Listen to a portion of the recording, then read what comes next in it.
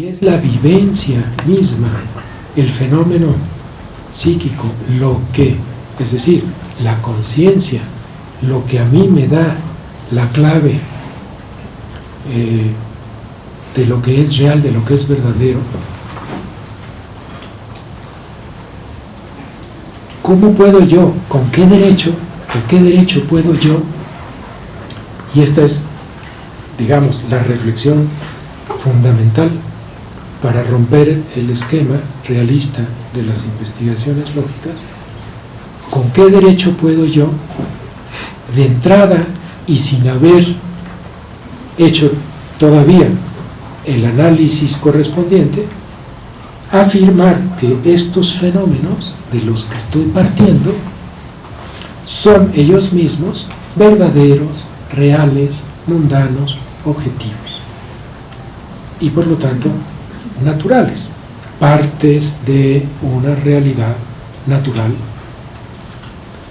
que es existente en sí misma, independiente de lo que toda mi subjetividad y todos estos fenómenos digan, afirmen, piensen o no piensen.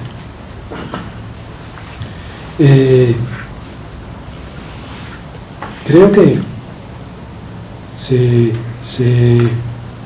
se ve con claridad la situación. Descubrimos que los fenómenos psíquicos son intencionales. Descubrimos que en esos fenómenos psíquicos se encuentra la referencia a la objetividad, al mundo, a la realidad, a la verdad. Y mantenemos, porque de momento no tenemos otra opción, porque de momento no vemos otra opción, esos fenómenos como si ellos fueran parte del mundo, como si ellos fueran parte de la naturaleza, como si ellos estuvieran allí y nosotros pudiéramos ir a ellos y encontrárnoslos ahí en el mundo.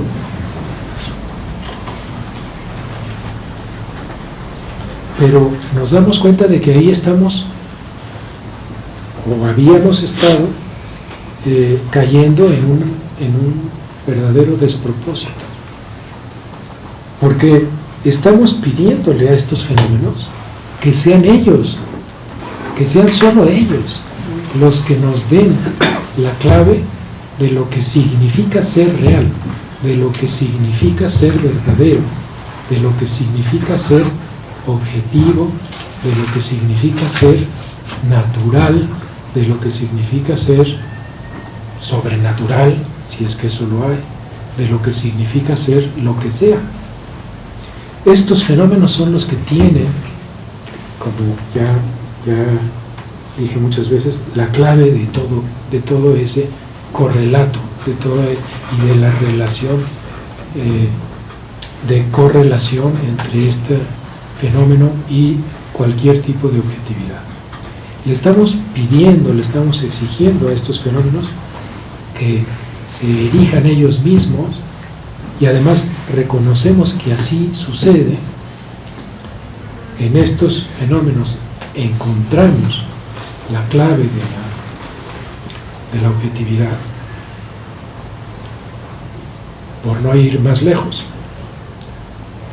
yo de qué manera afirmo que un árbol es real. ¿Por qué digo yo que un árbol es real? ¿Y por qué digo que es un árbol? Bueno, para entender por qué lo puedo afirmar, por qué evidencia puede tener eso, es decir, cuál es la objetividad de que el árbol sea árbol, y cuál es la objetividad y la verdad de que el árbol exista independientemente de que yo lo perciba o no. ¿A dónde recurro yo? ¿Recurro yo a alguna ciencia de los árboles? ¿Recurro yo a una biología, a una botánica que me hable de los árboles? Que me diga, sí, los árboles existen, se dieron por tales y cuales causas, en tales y cuales terrenos, planetas, etcétera, etcétera. Pero es que yo veo que esas ciencias parten de otras constataciones, de otros fenómenos, que entonces, si yo fuera a esos otros fenómenos, pues tendría la misma pregunta de inicio. ¿Y yo cómo sé que esos fenómenos, a partir de los cuales la ciencia física o la ciencia biológica está infiriendo la existencia de árboles, existen ellos mismos, o están en el mundo, o son naturales, o son verdaderos, o simplemente están ahí? ¿Eso cómo lo sé y cómo lo sabe el científico? Y en todos los casos veo que a lo que tengo que reducirme, a lo que tengo que remitirme, siempre es una vivencia, un fenómeno. Es decir, yo como sé que esta mesa, que ese termo, que esta cámara, que este vaso de acá existe. Y la respuesta siempre es pues porque lo percibo, porque lo veo. Entonces, el secreto de mi afirmación de la objetividad de estas cosas está en mi vivencia, en el hecho de que yo los vea, de que yo pueda verlos, de que yo pueda tocarlos, de que yo pueda acercarme a ellos, de que yo pueda, bueno, pues moverlos, verlos por detrás, seguirlos viendo, y todas estas percepciones, todo este juego subjetivo de las percepciones, que son las que en verdad me están dando a mí el criterio para decidir. Sí, esta evidencia es cierta, esta existencia es cierta, esto es verdaderamente objetivo, esto realmente está allí. Esta inferencia causal que se hace en las ciencias tiene coherencia, tiene consecuencias, se puede hacer, etc. Siempre es algo subjetivo, siempre es una vivencia subjetiva. Entonces, en efecto encontramos que, como decía antes, la clave de la objetividad está en la subjetividad. Pero esa subjetividad, entonces, ¿dónde está? Podemos considerar que esa subjetividad sea ella misma una parte del mundo donde están para mí, pues, la mayor parte de las realidades que doy por buenas, la mayor parte de las realidades que admito.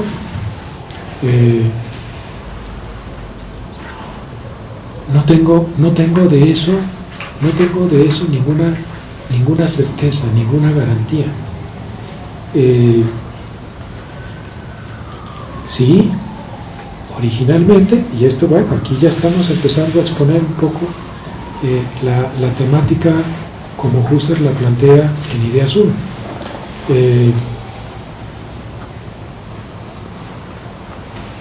Sí tengo de entrada, en la actitud natural en la que todos nos movemos, la idea, la tesis, la creencia de que las subjetividades, los psiquismos, las psiques humanas y animales forman parte del mundo. Están en hombres, están en animales, y nosotros somos hombres y nos movemos en el mundo y nos encontramos en el mundo unos a otros, y nosotros somos los que somos, digamos así, los dueños de esas mentes, de esas vivencias que creen conocer las demás cosas en el mundo, etcétera, etcétera. Sí, pero esa tesis, esa creencia está ya verdaderamente averiguada, es decir, está ya, podemos sostenerla de una manera filosóficamente coherente, consecuente. Tenemos evidencias seguras. Bueno, eso esa reflexión, simplemente esa reflexión, que ya se encuentra por lo menos en sus primeras elaboraciones, en el librito de la idea de la fenomenología, ya lo vieron ustedes, ya está allí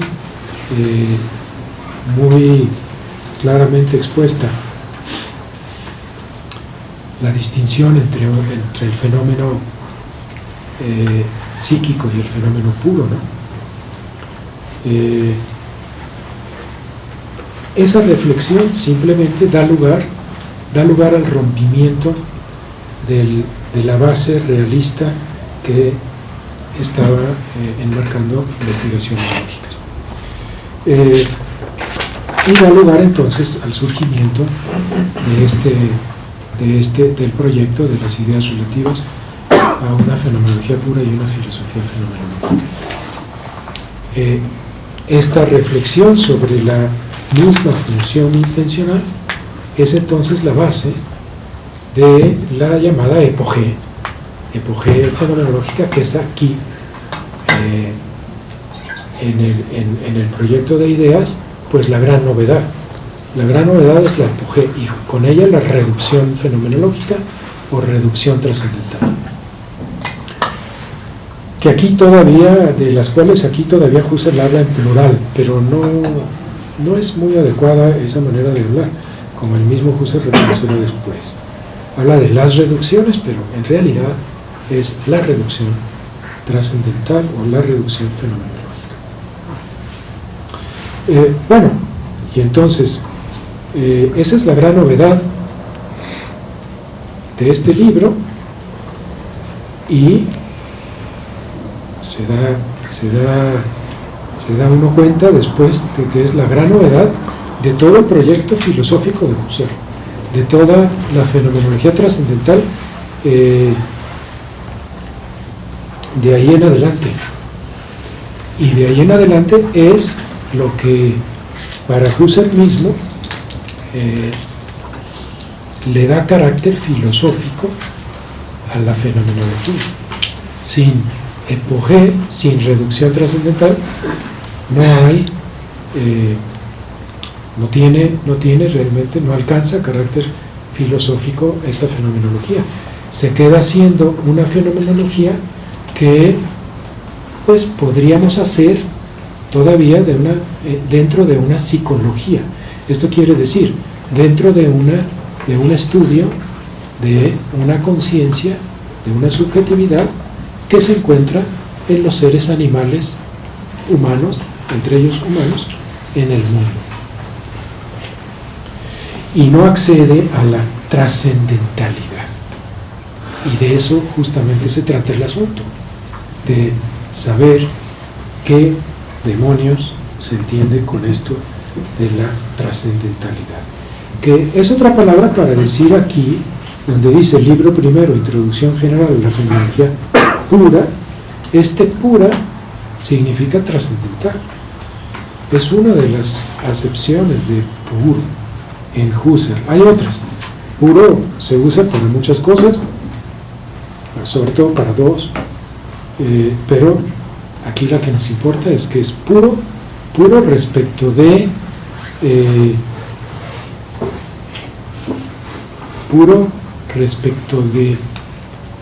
algo un concepto que no hemos introducido, pero es puro de lo trascendente y es por lo tanto trascendental.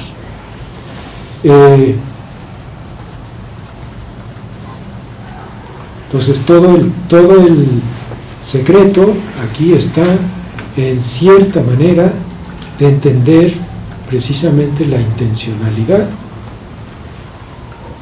como una relación entre una vivencia a la cual llamaremos inmanente, esto también está ya en este librito, y su correlato objetivo, al cual llamaremos trascendente, una trascendencia. Si yo entiendo esta relación entre la inmanencia de la conciencia y su correlato objetivo como una relación real, como una relación que se da entre un ser psíquico y un objeto real, pues entonces estoy todavía en la psicología. Pero si yo entiendo esa relación entre un ser, entre una vivencia, entre un fenómeno inmanente, respecto del cual ya no afirmo que se encuentra en el mundo, y hablo de un correlato que es en efecto trascendente y que ese sí le puedo dar carácter de mundanidad, de realidad, etc., entonces estoy ya en una subjetividad trascendental.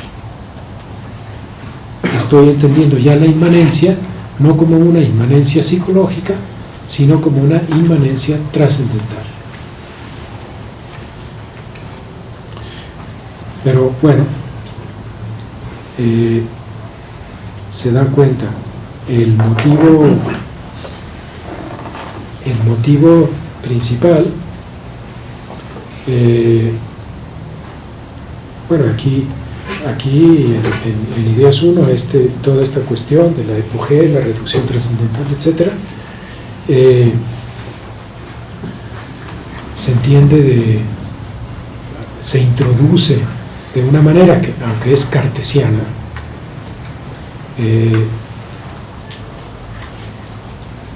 en realidad, Husserl sigue aquí motivos cartesianos, busca la epogea a través de la búsqueda de ese intento de dudar del que hablábamos al principio, el intento de dudar cartesiano, y descubre esa posibilidad de simplemente no dudar del mundo, sino ponerlo entre paréntesis. Bueno, hay algo que debo aclarar, porque quizá los esté en este momento confundiendo, pero bueno, nadie levanta la mano.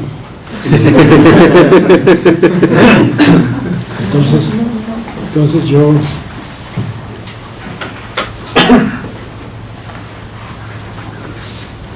la epogea, como se enuncia, ¿no? Como se enuncia acá, consiste en desconectar la vivencia respecto del mundo, poner entre paréntesis el mundo que yo, sin embargo, estoy todo el tiempo constatando, percibiendo, etc. Pero lo pongo entre paréntesis, no afirmo su existencia, su realidad, simplemente lo tomo ahora como un fenómeno. Es algo que está dado, pero yo no puedo afirmar, yo como fenomenólogo no puedo afirmar su realidad.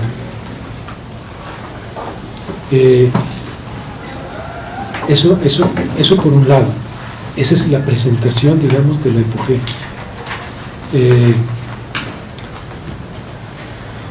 Claro que Husserl la presenta después de presentar lo que él llama la actitud natural. La actitud natural en la cual para nosotros, para todos nosotros,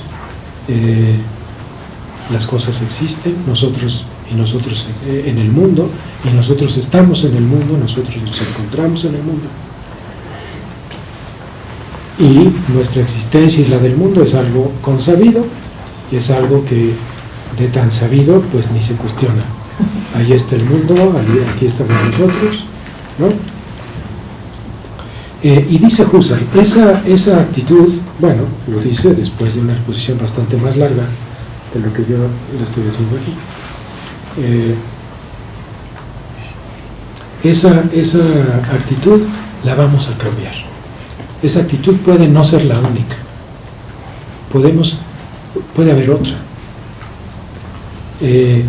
Otra actitud que no será natural, será en cierto sentido antinatural, artificial.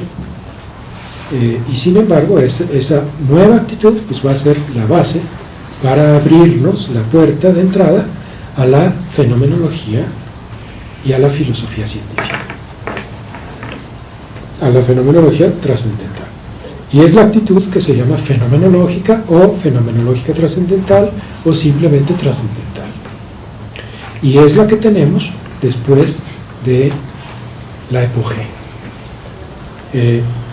A esa nueva actitud nos conduce precisamente la epogé. La epogé nos pone el mundo entre paréntesis, pero poner el mundo entre paréntesis es también darle cierto valor nuevo. Es darle el valor de que su realidad, su existencia, su objetividad, cualquiera que tenga, tiene que ser puesta en relación con la subjetividad que es la mía en cada caso. Entonces, insiste mucho Husserl en que la epogé no consiste en dudar del mundo, no consiste en negarlo, no consiste en cuestionar siquiera su existencia. Se trata de comprender esa existencia, se trata de comprender esa realidad y de comprenderla justamente ahora como un correlato de la subjetividad que la está afirmando. Y eso es todo el descubrimiento de que es la reducción trascendental. Si la epogé, en cierto modo, digamos, se aleja, por así decirlo, del mundo porque lo pone entre paréntesis, porque lo desconecta, la reducción lo que hace es entender que en esa epogé, en realidad, no está eliminado el mundo, no está negado, está más bien puesto en relación con la subjetividad que lo percibe, que lo ve, que lo enjuicia, que lo recuerda, que lo espera, etc.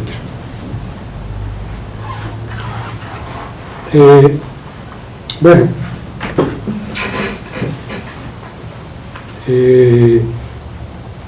Husserl después reconoció que en este libro introdujo esta epogé de manera un poco abrupta,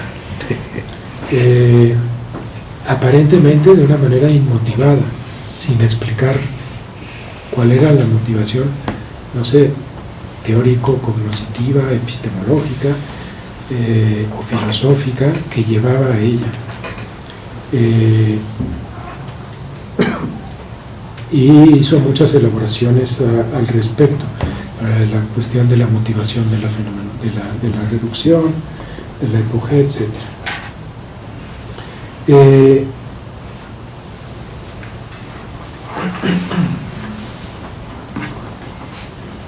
Pero de todas maneras, aunque reconoció eso, no invalidó esta manera de presentar la epogé, que no es la única en sus obras.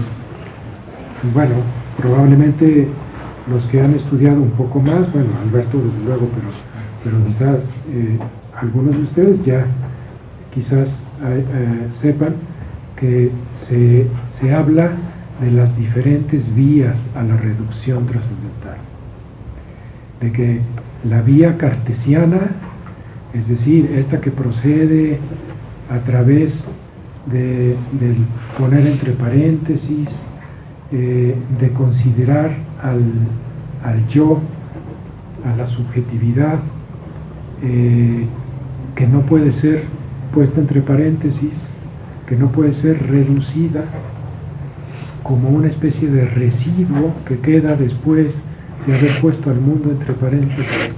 Esta vía cartesiana no es la única. Hay otras vías, sobre todo una vía que se llama la vía psicológica, que es la vía que explora Husserl en el artículo de la Enciclopedia Británica y en otras obras suyas.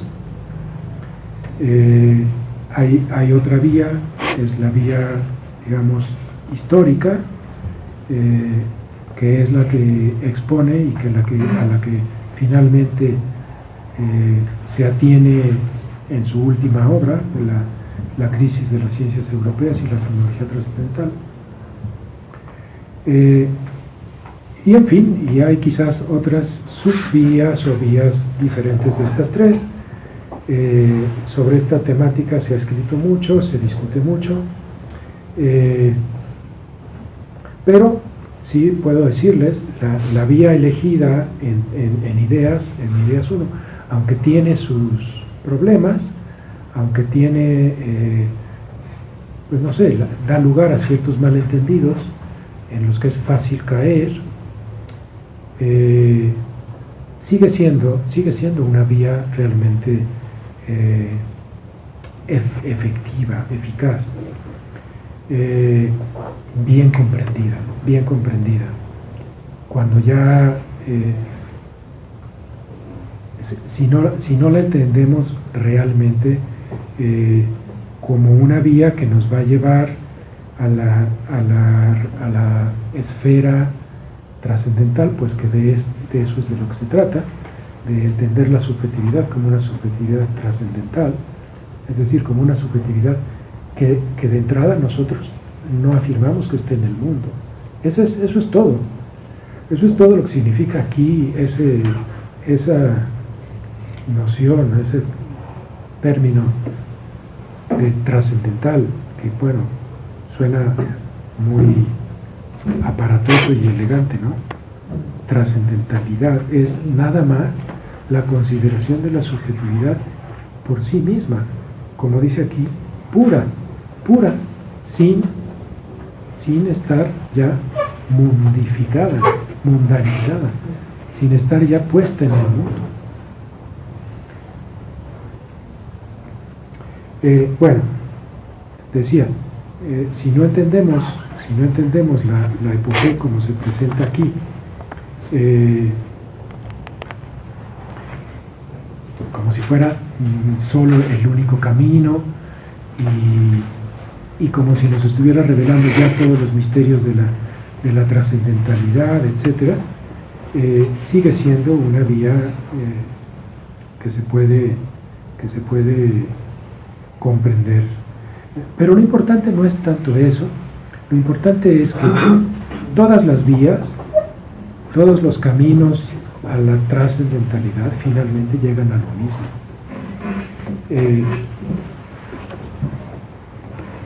No son diferentes metas, y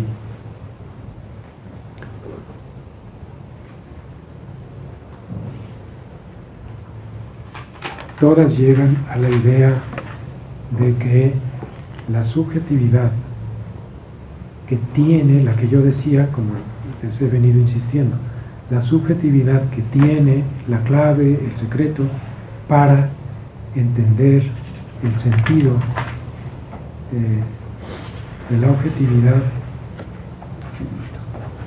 y de toda verdad y de toda objetividad, es una subjetividad que de entrada no podemos situar en el mundo, nada más. Eso es.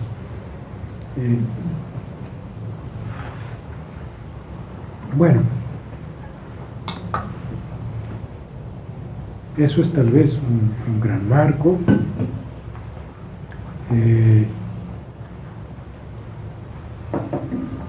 Podemos hablar un poquito más de detalle de lo que el libro contiene. Bueno, está primero la introducción que hace Husserl.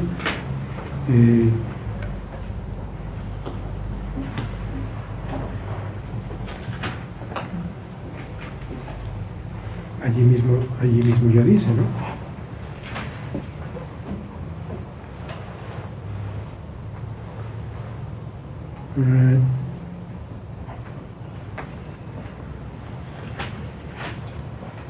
Bueno, es que hay tanta cosa.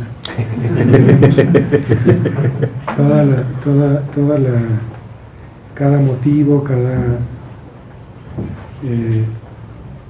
no sé, tesis que se van discutiendo, criticando, superando, asentando, pues puede dar lugar a exposiciones muy largas. Yo quisiera preguntar algo. Bueno, tú sabes que vamos a comenzar a estudiar ideas 1. Yo quisiera preguntarte si tú podrías darnos algunas claves como pasajes muy claves de investigaciones lógicas que nos ayuden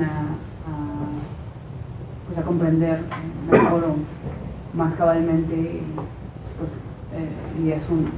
Sí. Bueno,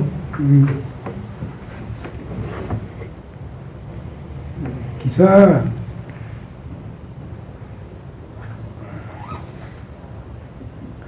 primero los prolegómenos son fundamentales. Los prolegómenos, que es la discusión y la crítica del psicologismo lógico, y la defensa, sobre todo la defensa de esta gran división. Y sobre esta temática no hemos hablado todavía nada, entre la distinción entre el ser que se llama real en el sentido de la realidad espaciotemporal, y el ser que se llama ideal. Esta es finalmente la clave, esta distinción es la clave de la crítica del psicologismo. Esta es de nuevo, para Husserl, esta distinción es la clave en Ideas 1, está en toda la primera sección. Toda la primera sección de Ideas 1 es, como él lo dice, pues una defensa del conocimiento esencial, del conocimiento eidético, de la posibilidad de conocer esencias, de la posibilidad de conocer ideas. ¿Por qué? Porque la fenomenología se fundamenta aquí como una ciencia idética. ¿Qué es esto de ciencia idética? Es una ciencia de ideas o de esencias. El antecedente de esto está en investigaciones lógicas, en la crítica del psicologismo, y después también en la exposición que se hace en la investigación segunda, que es la exposición y la crítica de las teorías de la abstracción y la defensa de un conocimiento universal, ideal.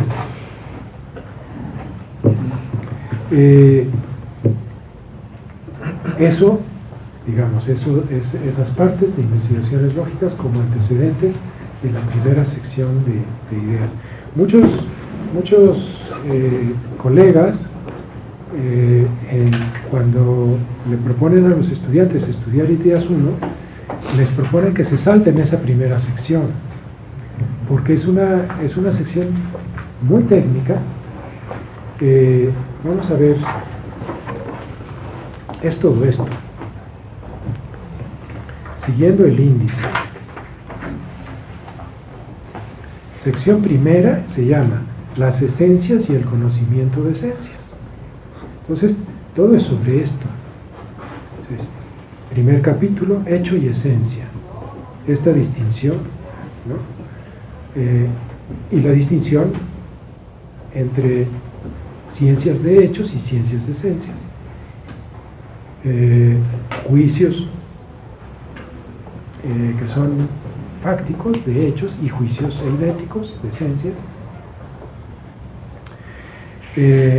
con todo lo que esto trae consigo. Luego una serie de elaboraciones de cómo se clasifican y se divide en regiones la realidad eidética, o digamos así, el ser eidético. La realidad eidética parece una contradicción. no lo es, porque ahí realidad la estamos entendiendo en otro sentido, no como realidad espacio-temporal, sino como efectividad, ¿no? Bueno, y bueno, todo el estudio de los géneros, las especies, la generalización, la formalización, todas estas reflexiones lógicas, ontológicas, aunque tienen realmente detrás, necesariamente, afirmaría Husserl, una fenomenología, gracias que nos permitió incluso hacer estas distinciones, hay que darse bien cuenta de que todas estas afirmaciones no son todavía fenomenología. No ha comenzado aquí a exponer Husserl la fenomenología. Va a exponer la fenomenología sobre la base de estas distinciones, y luego sobre la base de lo que viene en el segundo capítulo, que después de exponer en el primer capítulo su propio punto de vista, sus propias ideas, sus propias tesis acerca del conocimiento de esencias, a diferencia del conocimiento de hechos, va a hablar de las erróneas interpretaciones naturalistas. Va a hacer una nueva crítica, ya no precisamente del psicologismo lógico, pero sí de tesis, corrientes, tendencias que digamos que son análogas o paralelas al psicologismo lógico y que son el escepticismo, el empirismo, que se entiende como escepticismo, el naturalismo, y en fin, el positivismo.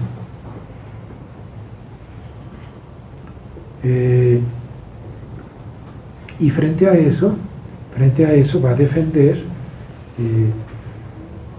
la posibilidad de un conocimiento eidético y ciertos principios que son absolutamente fundamentales, como el que establece aquí en el parágrafo 24, el que llama el principio de todos los principios. Este principio de todos los principios, bueno, esto es muy importante para comprender Ideas 1, el proyecto de fenomenología en Ideas 1 y el proyecto de fenomenología en general. Para seguir respondiendo a tu pregunta, ahorita entramos un poco más en esto. Para seguir respondiendo a tu pregunta, como base de esta, como antecedente de la primera sección, tienes entonces el estudio de investigaciones lógicas de los prolegómenos y la segunda investigación, sobre todo. Como antecedente de las partes ya fenomenológicas de la obra, sobre todo de la llamada aquí consideración fenomenológica fundamental, que es la sección segunda, ¿no? La región de la conciencia pura, las reducciones fenomenológicas, etc. Ahí el mejor antecedente es la investigación quinta. La investigación quinta es, digamos, el antecedente de estas temáticas que se refieren a la conciencia, la esencia de la conciencia, en fin. Bueno, y después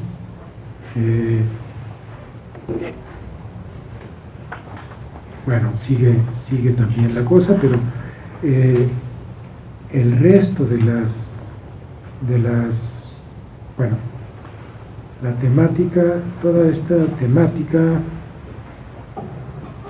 consideraciones metodológicas preliminares de la sección tercera, bueno, eso es difícil señalar que haya algún antecedente en investigaciones lógicas,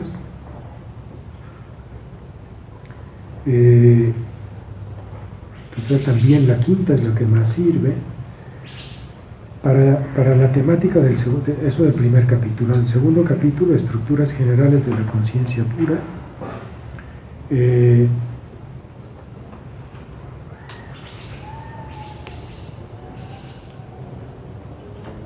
Y la cuestión de la noesis y el noema, que es también una de las grandes novedades. Bueno, el único antecedente allí sería la investigación primera, que es el estudio de la significación, la comprensión del sentido, porque está la doctrina aquí de la distinción de noesis y noema, pues encierra una nueva comprensión del estudio de la significación en investigaciones lógicas. Y para todo lo que son las estructuras noético-noemáticas, y luego sobre todo la sección cuarta, razón y realidad, con la teoría de la razón a la que se llega por último, pues el antecedente sería la investigación sexta.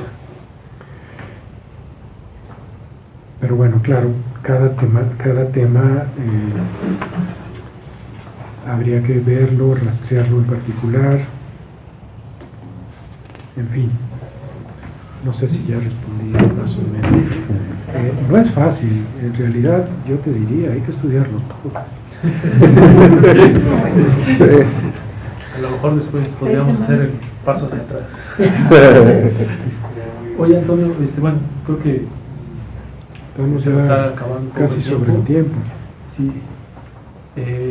Aprovechando un poco esta pregunta, sería tal vez interesante que nos hablaras un poco de el intento que hizo Husserl en 1913 de hacer una especie de, bueno, meterle mano a las investigaciones lógicas. Ajá. En una segunda edición, y un poco la motivación y qué fue lo que realmente ya desde el punto de vista de Ideas 1 ya no le gustó, ya no le convenció de las investigaciones lógicas. Bueno, es que pues justamente aunque en investigaciones lógicas hay, digamos, incluso en algunos pasajes explícitamente una reducción a lo que llamaba entonces el yo fenomenológico, es decir, la unidad de la conciencia. Y aunque el estudio estaba enfocado a las vivencias de esa conciencia y ya consideradas como intencionales, pues precisamente no había visto, no se había dado cuenta de que el hecho de que esa conciencia tuviera, a fin de cuentas, un estatuto ontológico que la ubicaba en el mundo, iba en contra del sentido mismo del proyecto que estaba queriendo seguir. Entonces, cuando ya tenía en 1913 las ideas, bueno, vio que ese primer estudio de la conciencia realizado en investigaciones lógicas, por el carácter realista en el cual estaba enmarcado, no podía quedarse así, digamos. Entonces, lo que hizo fue, él lo dice de esta manera, elevar las investigaciones lógicas, hizo un intento de elevar las investigaciones lógicas al nivel de las ideas, de Ideas 1 sobre todo, ¿no? ¿Y esto qué quería decir? Tomar investigaciones lógicas, revisarla, y no de una manera, trató de hacerlo de una manera sutil, no de una manera totalmente obvia, pero sí trató de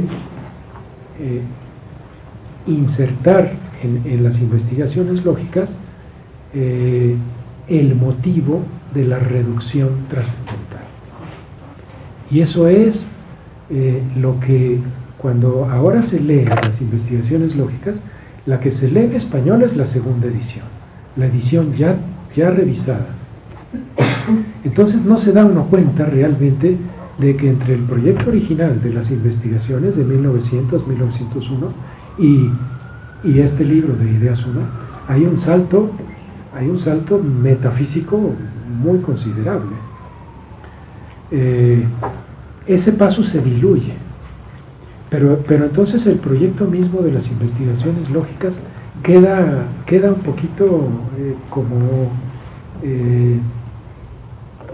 sigue fungiendo de alguna manera la metafísica realista, y sin embargo en muchos pasajes está ya insertado, está ya inoculado, por así decir, el motivo trascendental. Y bueno,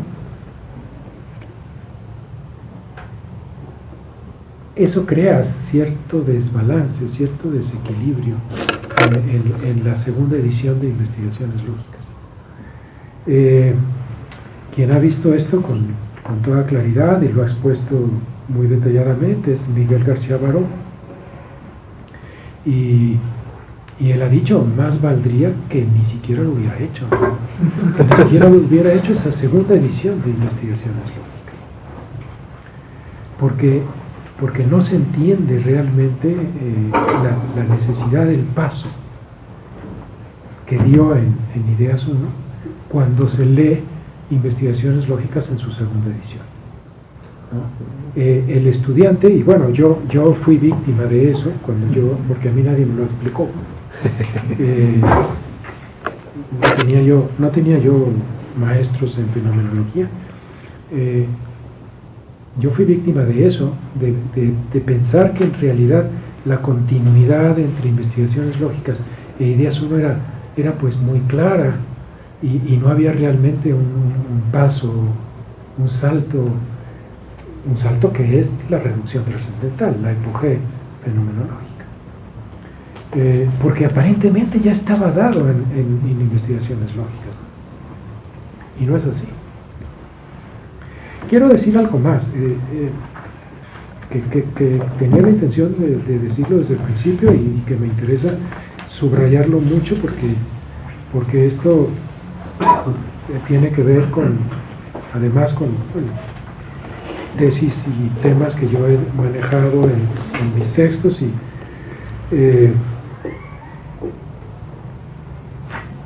porque, bueno, yo he dicho, he sostenido en varios escritos que la fenomenología no puede entenderse, no puede definirse solamente tomando como base, tomando como si fuera su rasgo esencial este famoso lema de ir a las cosas mismas o de volver a las cosas mismas. Seguramente todos lo han oído y bueno, ese volver a las cosas mismas está ya en Investigaciones Lógicas. Pero claro, y lo que significa para Husserl es para hacer una filosofía científica tenemos que guiarnos y atenernos a la evidencia, a lo dado con evidencia. Y aquí en este libro de Ideas 1, ese volver a las cosas mismas equivale al que se llama el principio de todos los principios, que está en el parágrafo 24.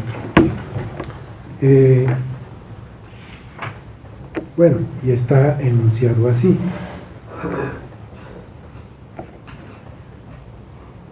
No hay teoría concebible capaz de hacernos errar en cuanto al principio de todos los principios, que toda intuición originariamente dadora, que da originariamente, es una fuente legítima de conocimiento. Ese es el principio.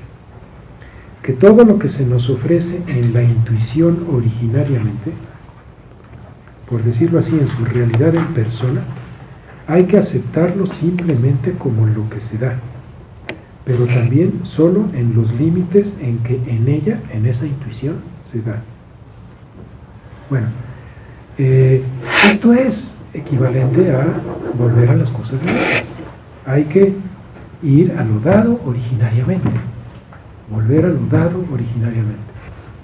Bueno, esto se ha confundido, y hay expositores de este libro mismo que confunden este volver a las cosas mismas, que es volver a la evidencia, digamos así, y que Husserl lo anuncia como principio de todos los principios, incluso de los no fenomenológicos. O sea, todo principio, toda ciencia, toda filosofía posible, toda ciencia debe atenerse a esto, y no solamente la fenomenología.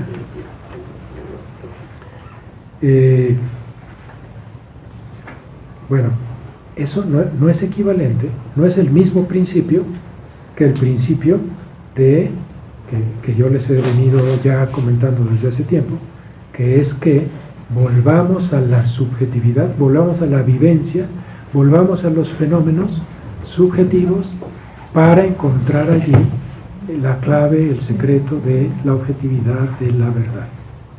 No son los mismos, no es el mismo principio.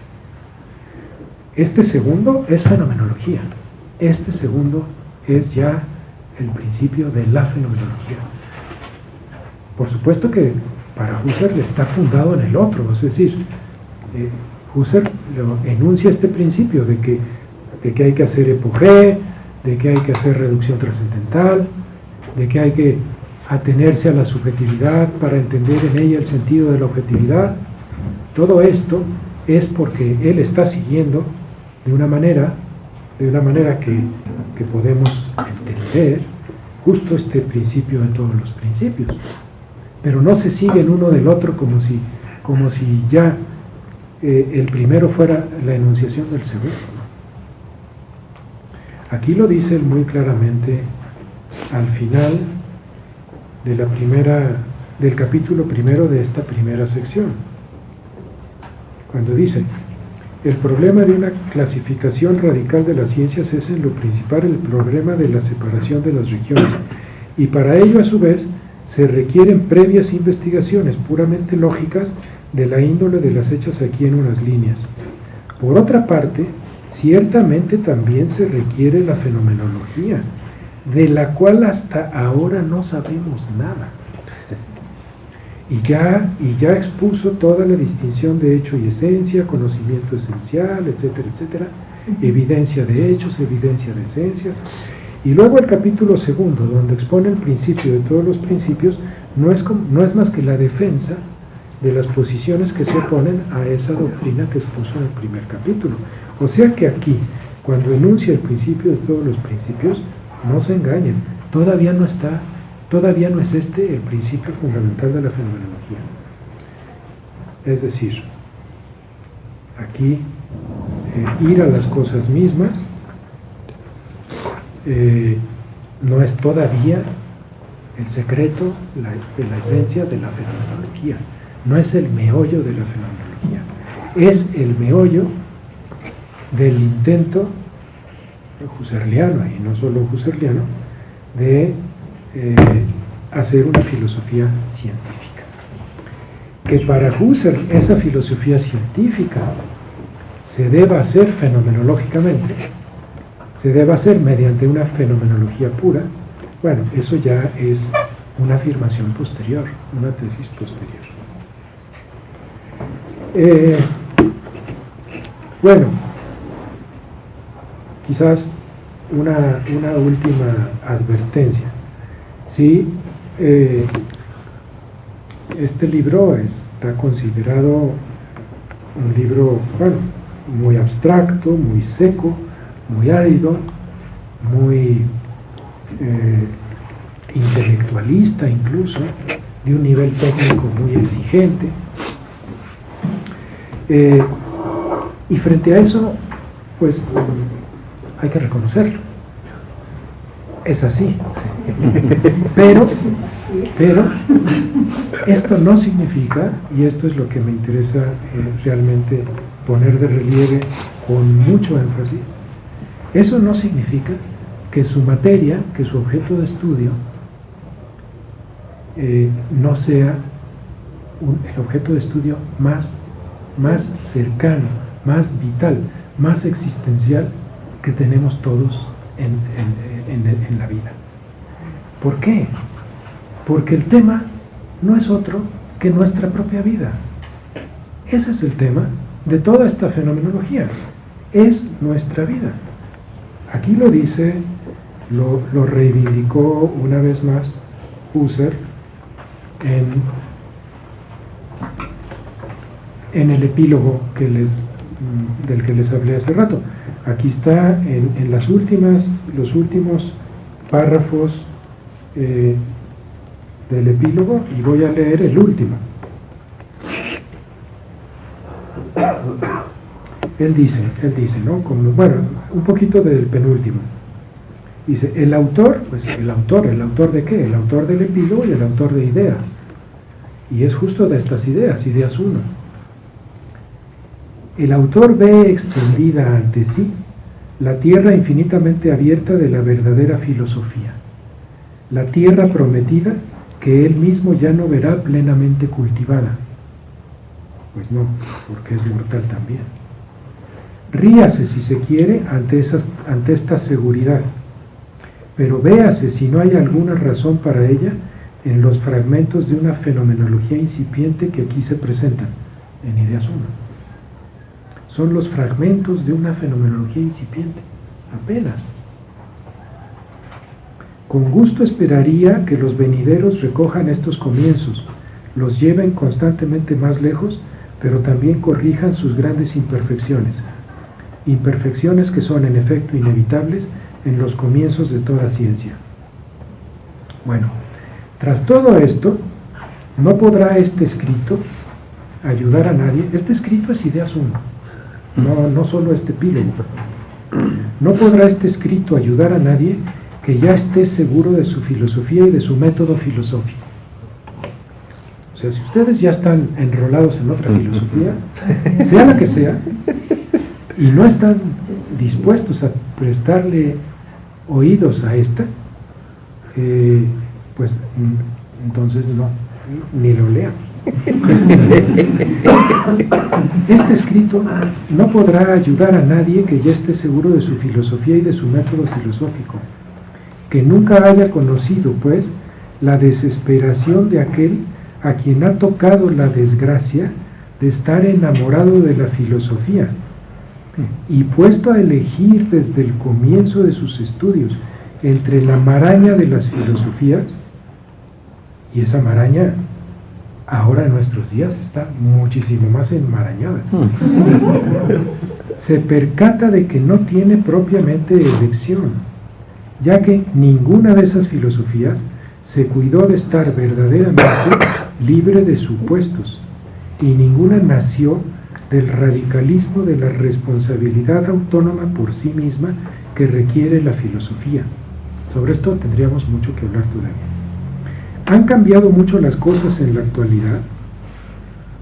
Dice, quien cree poder apelar al fecundo batos significa profundidad, abismo, al fecundo batos de la experiencia en el sentido usual, o a los seguros resultados de las ciencias exactas, o a la psicología experimental o fisiológica, o a la lógica y a la matemática corregidas como sea, etc.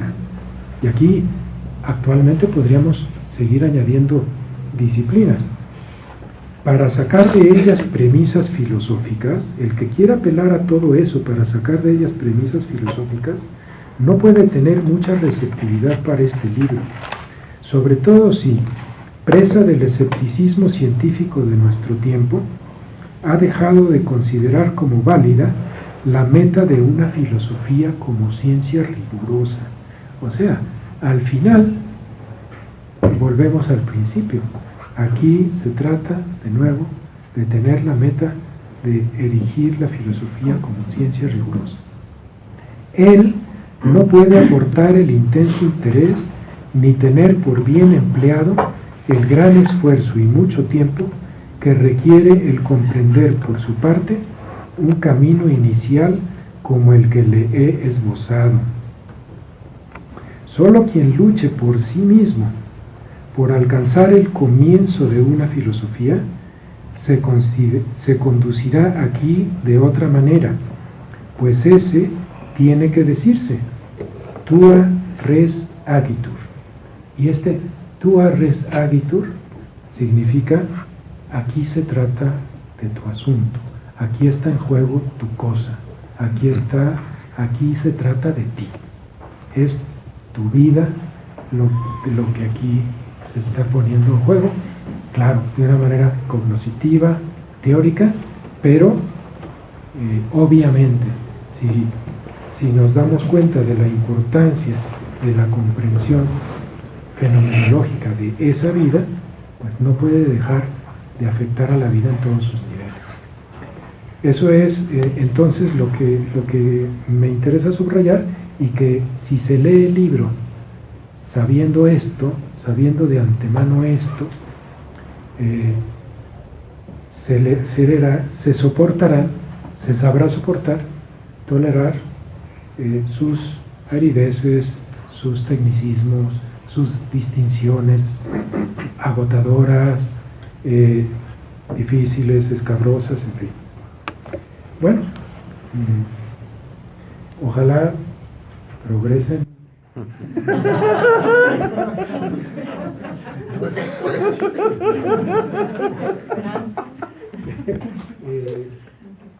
Y bueno, tengamos en otra ocasión la oportunidad de reunirnos de nuevo, para seguir platicando y seguir revisando estas cuestiones.